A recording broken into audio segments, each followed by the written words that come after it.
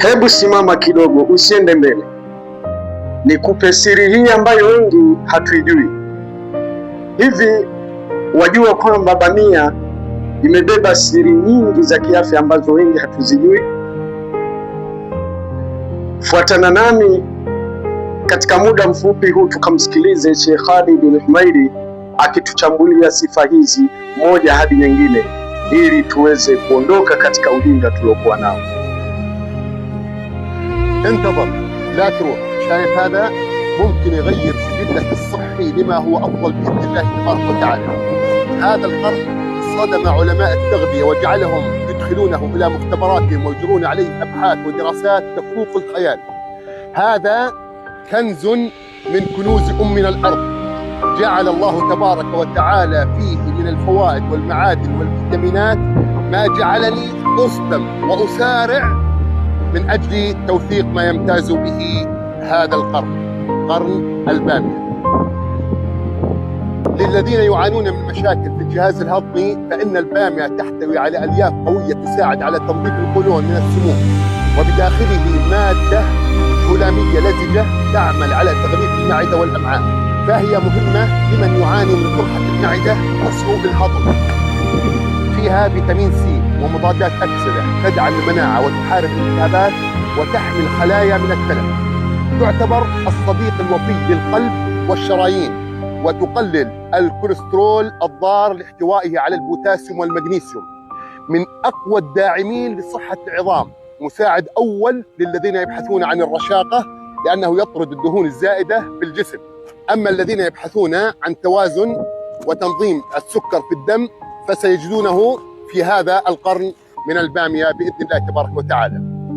أيضا يدعم الكولاجين لصحة المفاصل ونعومة البشرة، ويدعم صحة العيون والأعصاب، وهذا جزء يسير من فوائد هذه النبتة المباركة. السؤال المحير: لماذا يخفون عنا هذه المعلومات؟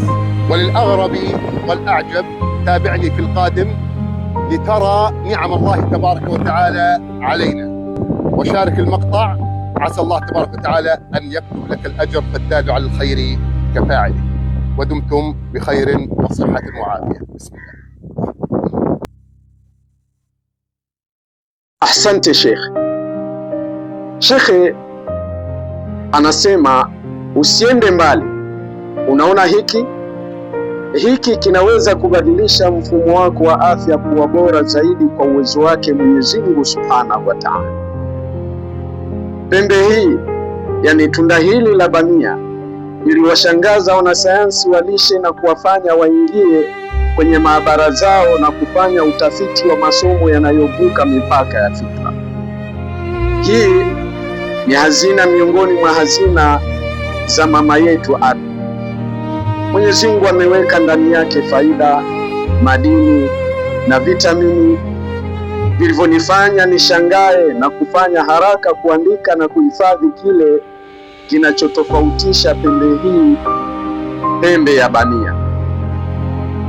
Kwa wale wanaosumbuliwa na matatizo ya mfumo wa usagaji wa chakula, bamia ina nyuzi lishe, yani fiber, zenye nguvu zinazosaidia kusafisha utumbo mpana, yani colon, kutokana na sumu.